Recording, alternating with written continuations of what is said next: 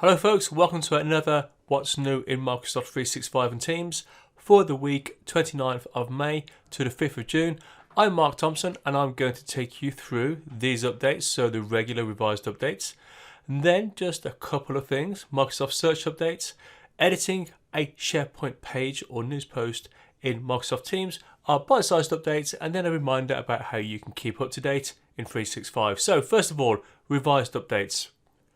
Teams and PowerPoint, the ability to do annotations in PowerPoint Live. This looks really great, but it's delayed just a little bit, but you should have it by mid-June.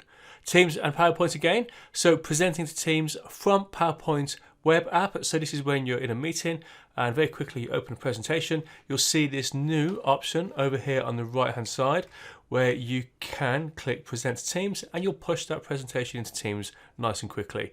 This Power Apps update here, this is the ability to display images in your Power Apps from Microsoft Teams, been pushed back a little bit, so at the end of the month, maybe into July.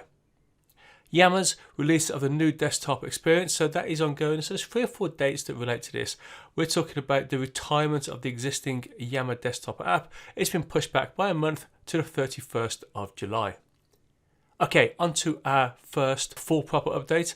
So this is about image search. So you're going to have the option when you do a search in Microsoft, you're going to then see the separate option just for images. So where an image fits your search criteria, you will see that as a separate option to just look at images only.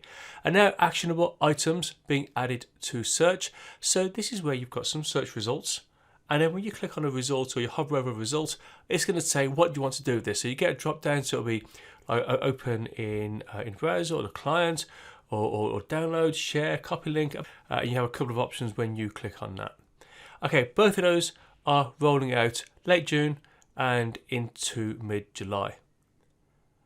Okay, this looks quite nice, and this is if you have a SharePoint site and you want to push this into Teams, but you don't want to leave Teams to edit it or to make changes. So you can pin and edit these pages, SharePoint pages in Teams now. It applies to SharePoint pages and news posts. And you can see here, you can edit content, images, you can manage the web parts, update web part settings, save and publish, and do all of this without leaving Teams. So a couple of people this is useful for. You know that most of the stuff I cover is for end users, for super users, for team owners, but this is also great for anyone who's getting any resistance about Teams and they're saying Teams is just another thing I need to look at. And you can say, well, actually, here's another example of how it isn't. So you don't even have to leave Teams to be able to go and do this. And another nice point is that once you have this page inside Teams, you can navigate around your whole SharePoint site without leaving Teams at all. And that is rolling out anytime now up until the middle of June.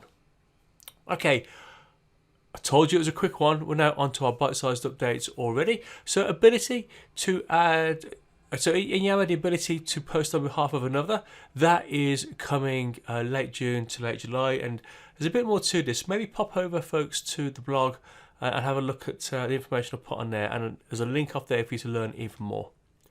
The end-to-end encryption for Teams calling. So this might be a little bit organization specific, but you have the ability to do end-to-end encryption.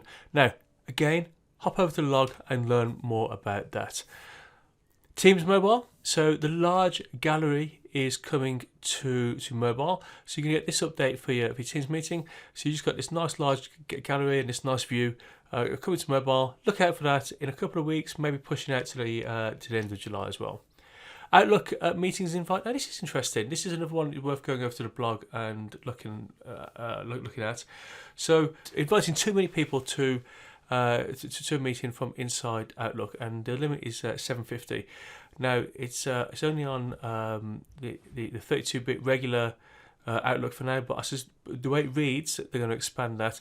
Honestly, I don't know what the rationale for that is, but if it becomes clearer and we get nearer the time, I'll make sure I cover that. Again, hop over to the blog if you want more information on that, and that's coming late June to late August. Okay, folks, probably our shortest one ever. Remember, you can keep up with the updates, regular updates throughout the week on Facebook and Twitter. Then we've got our more roundup type updates on YouTube, LinkedIn, podcast, hop over to the blog, just do a search for Super Simple 365 in your chosen browser, and then you'll see the site. And then over there also you can sign up to the new newsletter, where you'll get the same content, but you'll get it delivered to your inbox. Maybe use your work address for that. So when you get into work Monday morning, it's sitting there waiting for you. Get a cup of coffee, get your updates, push it out to your colleagues if you want to. But folks, we are done. Thank you for listening and thank you for watching, and I'll catch you next week.